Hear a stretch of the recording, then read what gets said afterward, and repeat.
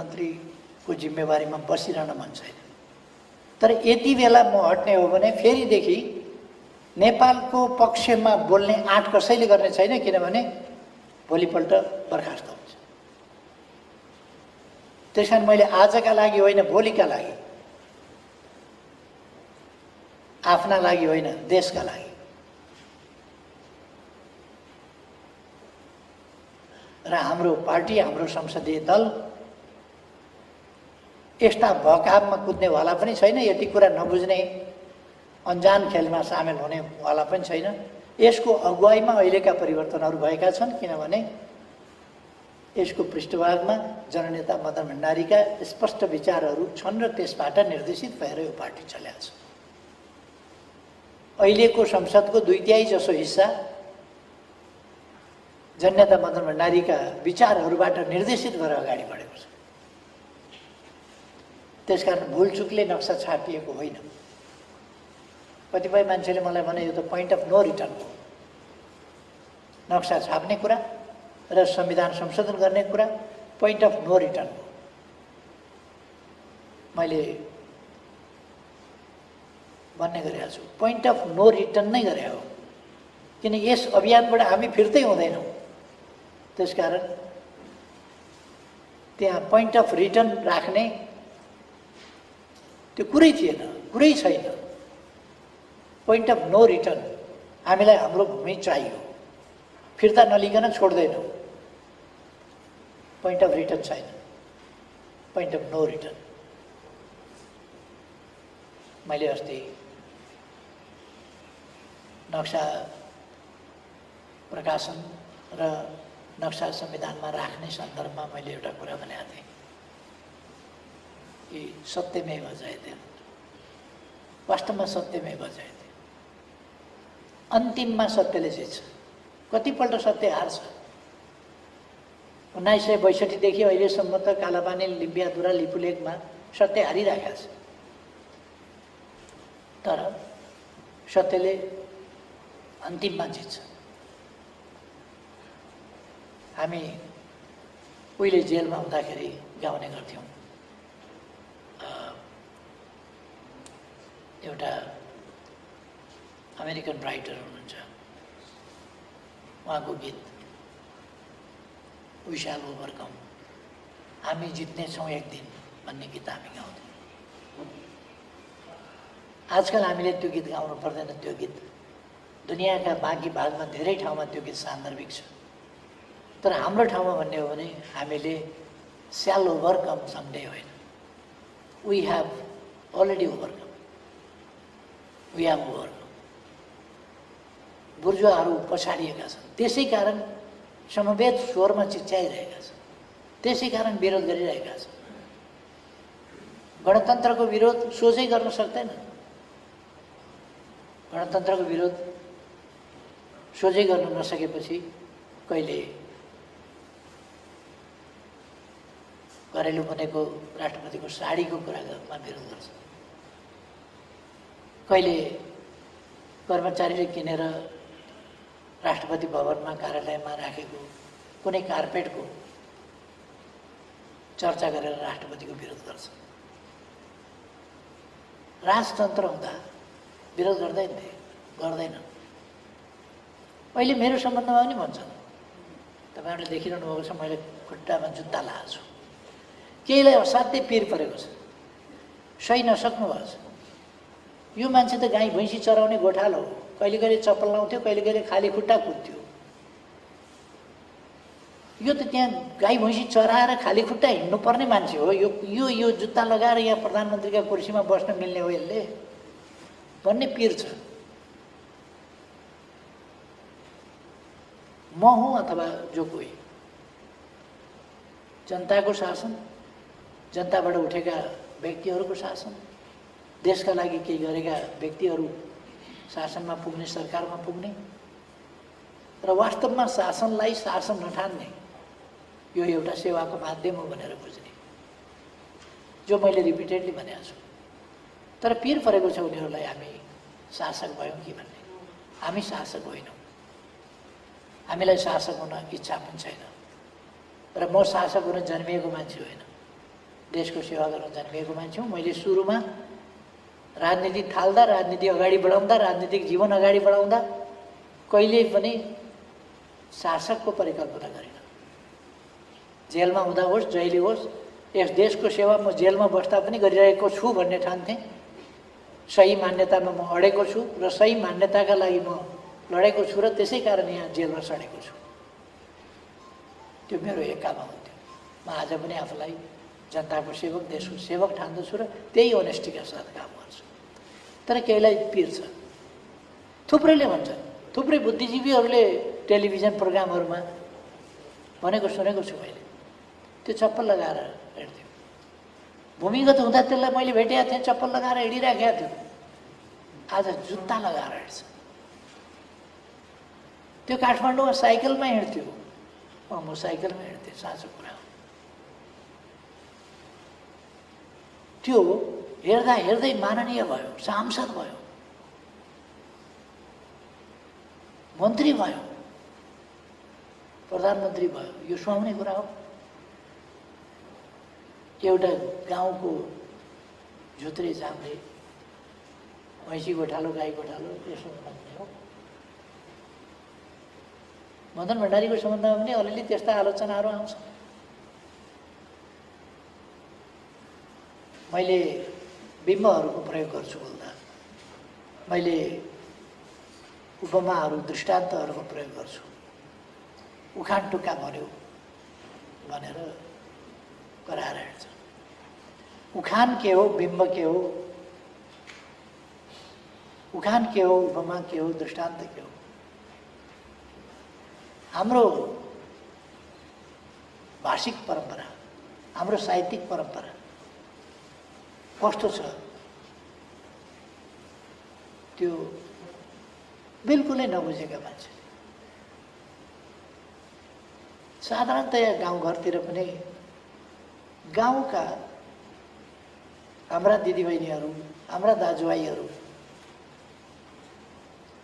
घाँस काट्दा काट्दै यस्ता रचनाहरू गर्छन् जहाँ यस्ता बिम्बहरू प्रयोग गर्छन्।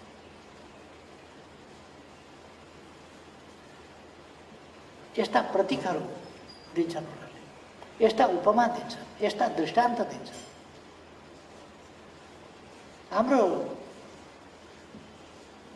जुन साहित्यबाट हाम्रो साहित्य, हाम्रो भाषा उत्पत्ति भयो, त्यसको पृष्ठभूमिमा हामी संस्कृतमा गयौँ भने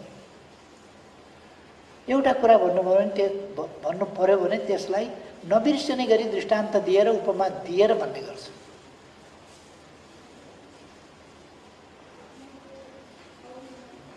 यदि यस्तो भन्नु पर्यो कि राम्रा समयमा, राम्रा दिनमा, राम्रा समयहरूमा हौसिनु मान्दिनु पनि हुँदैन र नराम्रो समय आयो भनेर आत्तिनु, चिन्तित हुनु, हरेस खानु पनि हुँदैन भन्न पर्यो भने उसले त्यसरी मात्रै भन्दैन।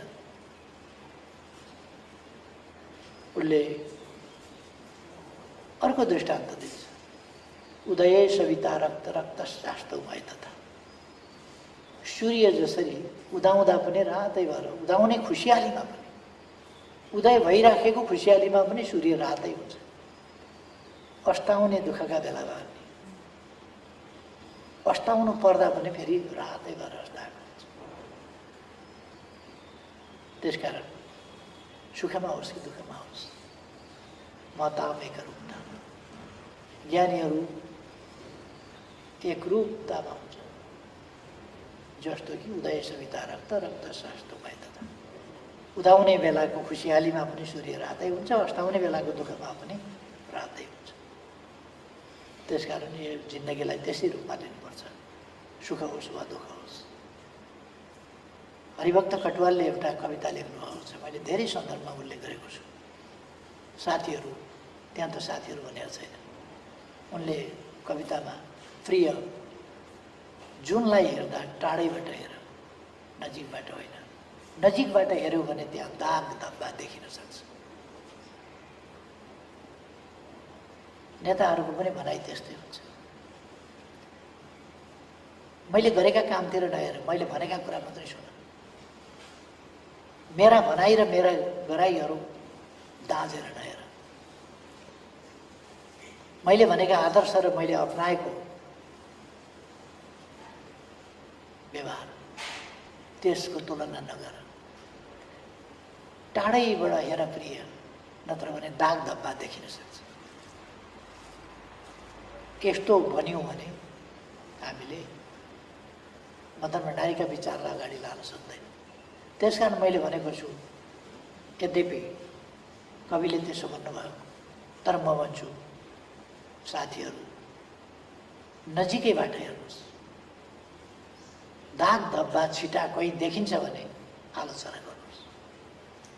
दाग धब्बा र छिटाहरू कपडामा शरीरमा लाग्नु भनेको देशको हितमा हुँदैन, जनताको हितमा हुँदैन, सदाचारको हितमा हुँदैन, आदर्शको हितमा हुँदैन। त्यसकारण नजिकबाट हेर्नुहोस् र आलोचना गर्नुहोस्। जन्मसिद्ध श्रेष्ठताको जन्मिँदै शासक हुनुपर्छ भन्ने मान्यता भनेको पहिलो त मूर्खताबाट सुरु हुन्छ। जन्मसिद्ध श्रेष्ठताको सिद्धान्त भनेको कुनै पनि हालतमा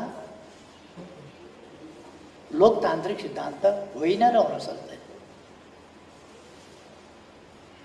यो कुरालाई संयुक्त राष्ट्रसङ्घले पनि मान्दैन, संयुक्त राष्ट्रसङ्घको बडापत्रले पनि मान्दैन जन्मसिद्ध श्रेष्ठताको कुरो। तर हरेक देशका जनताको आफ्नो देशको शासन प्रणालीको निर्णय गर्ने आफैमा अधिकार हुन्छ। त्यसकारण संयुक्त राष्ट्रसङ्घले राष्ट्र प्रमुखको हिसाबमा राजा जाँदा स्वीकार्दैन त, हुँदा स्वीकार्छ, किनभने अझ माथि राखेर स्वीकार्छ। त्यो एउटा परम्परागत प्रणाली भएको हुनाले।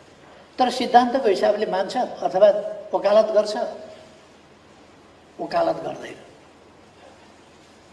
संयुक्त राष्ट्रसङ्घको बडापत्रले वकालत गर्दैन। त्यो असमानतामा आधारित, अन्धविश्वासमा आधारित, स्वार्थमा आधारित, अथवा संक्षिप्तमा भन्ने हो भने वैज्ञानिक तथ्य र आधारहरू नभएको कुनै तर्क, उचित तर्कले पुष्टि गर्न नसकिने एउटा पाखण्डी सिद्धान्त हो। र त्यो पाखण्डी सिद्धान्त सामन्ती संरचना, सामन्ती युग, सामन्ती प्रणालीले स्थापना गरेको राजतन्त्रात्मक प्रणालीले सुरु गरे हो। अरू पार्टीहरूका गलत विचार र गलत प्रवृत्तिहरूलाई भने चुप लाग्न सकिन्छ, तर ताली बजाउन सकिँदैन। चुप लाग्न सकिन्छ, तर फुलमालाले स्वागत गर्न सकिँदैन, किनभने ती गलत विचार छन्। सबै कुराहरूमा बहकिनु आवश्यक छैन। कहिले कहिले हाम्रो देशमा पनि बहकावहरू आएका छन्। साम्प्रदायिक विद्वेषका, संकीर्णताका, क्षेत्रीयताका, जातीयताका, भाषिकताका अथवा आस्था समूहका अनेक प्रकारका हाम्रा विविधताहरूलाई साम्प्रदायिकतामा बदलेर एकता तोड्ने, अनेकतामा बदल्ने, अन्तर्विरोध र द्वन्द्व सिर्जना गर्ने, विग्रह पैदा गर्ने र देशको अहित गर्ने, आफ्ना संकीर्ण स्वार्थका लागि वा अरू कसैबाट निर्देशित भएर ती कामहरू गर्ने, यस्ता प्रयासहरू। तर त्यस्ता प्रयासहरू हुँदा जननेता मदन भण्डारी कहिले पनि बहकिनु भएन। उहाँले न्यायोचित विचारहरू जहिले पनि दृढताका साथ राख्नुभयो र ती विचारहरूले समाजमा बिस्तारै प्रभाव जमाउँदै गए र अब नेपाली समाजले संकीर्णता, अनेकता, फुट जस्ता कुराहरूलाई अस्वीकार गरेर राष्ट्रिय एकता, विविधतामा एकता जस्ता कुराहरूलाई आत्मसात गरिसकेका छ। सार्वभौम समानता, सार्वभौम समानताका आधारमा व्यवहार गर्नुपर्दछ। राष्ट्रको सार्वभौम सत्ता सानो वा ठुलो हुँदैन। त्यसकारण हामीले एउटा सानो राष्ट्रको कम्प्लेक्स हीन ग्रन्थि पालेर बोल्न नसक्ने, आफ्ना अधिकार एसर्ट गर्न नसक्ने दृढताका साथ लिन नसक्ने ती गल्तीहरू गर्नु हुँदैन। हामीले दुई ठुला शक्तिशाली बलिया देशका बीचको एउटा केही पनि गर्न नसक्ने निरीह तरुल हौँ भनेर बस्ने समय छैन। हामी तरुल होइनौँ। हामी एउटा ठुलो सम्भावना, अत्यन्तै गौरवपूर्ण इतिहास बोकेको विगत र अहिलेको गतिशील वर्तमान र ठुलो सम्भावना, उज्यालो सम्भावना, महान सफलताहरूको सम्भावना बोकेको स्वतन्त्र सार्वभौम सत्ता सम्पन्न राष्ट्र, गौरवपूर्ण राष्ट्र जो कसैको अधीनस्थ भएर बस्न स्वीकारेन। ठुला बलिया देशहरू पनि त्यसरी उपनिवेश हुँदा पनि यस देशले औपनिवेशिकतालाई स्वीकारेन। नाकाबन्दीको हामीले सामना गऱ्यौँ। नबनाऊ संविधान भन्दा भन्दै हामीले बनायौँ। नाकाबन्दीको हामीले सामना गऱ्यौँ। दुईटा छिमेकी मध्ये एउटा छिमेकीमा निर्भर गरेर आश्रित भएर हामी भारत बेष्टित भएर खुम्चिएर बसेका थियौँ। हामीले देखिसकेका थियौँ हिमालबाट पनि बाटो बन्न सक्छ, हिमाल क्रस गर्न सकिन्छ, विभिन्न पासहरूबाट हामी हिमाल क्रस गर्न सक्छौँ र दुईटा छिमेकी मध्ये दुईटैबाट हामी यातायात र पारवहनका सुविधा लिन सक्छौँ र यातायात र पारवहनका क्षेत्रमा हामी एक देशबाट बेष्टित भएर छेकिएर भूपरिवेष्टित मात्रै होइन, एक देशबाट बेष्टित भएर बस्नु पर्दैन। हामीले मौका पाउने बित्तिकै चीनसँग ट्रान्सपोर्ट ट्रान्जिट एग्रिमेन्ट गऱ्यौँ। यो नेपाल राष्ट्रलाई एउटा नयाँ उचाइमा पुर्याउने कुरा हो। हामीले नक्सा हाम्रो भूभाग सामेल गरेर सच्याएर प्रकाशित गर्यौँ। हामीले त्यसलाई संवैधानिक रूप दियौँ।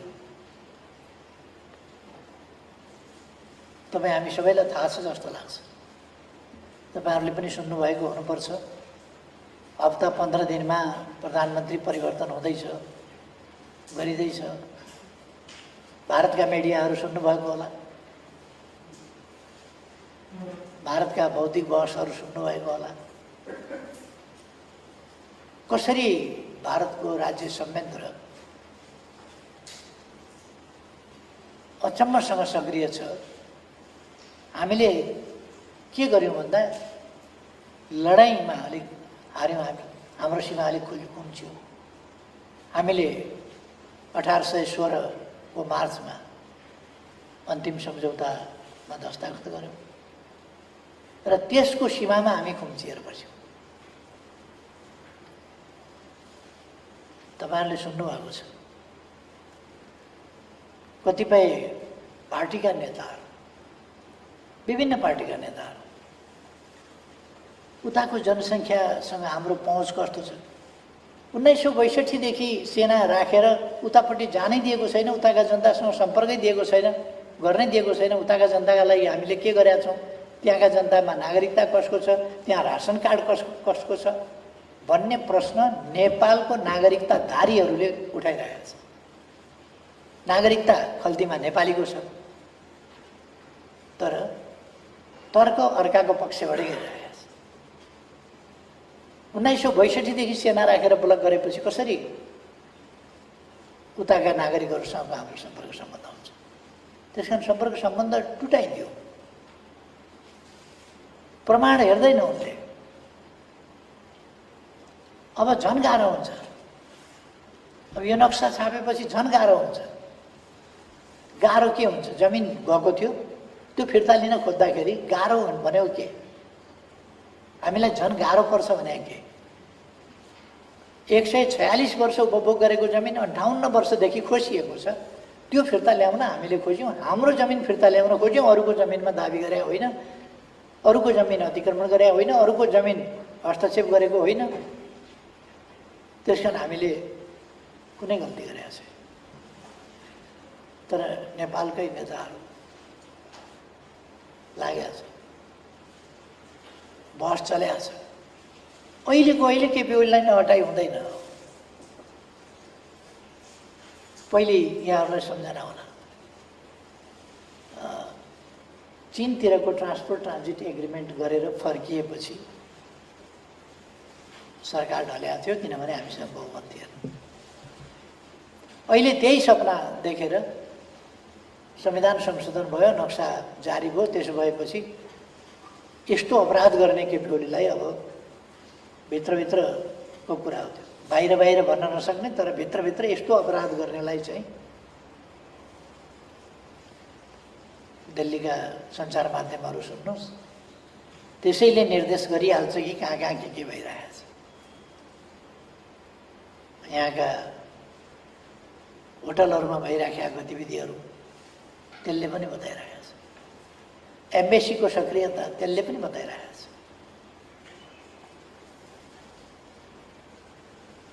तर म तपाईँहरूलाई यति भन्दैछु, नेपालको राष्ट्रियता यति कमजोर छैन, नक्सा छापे बापत, संविधानमा नक्सा सामेल गरे बापत यस देशको प्रधानमन्त्रीलाई हटाउँछु भन्ने कसैले सपना देखाएको छ भने आजको राष्ट्रियता त्यस्तो कमजोर छैन। यो नसोचे पनि हुन्छ। त्यसकारण यो भ्रम कोसिस गर्नेलाई त गर्न दिउँ, तर हिजोको जस्तो होइन। कसैले हतारो नगरे पनि हुन्छ र कसैले विभिन्न आग्रहहरू नपाले पनि हुन्छ।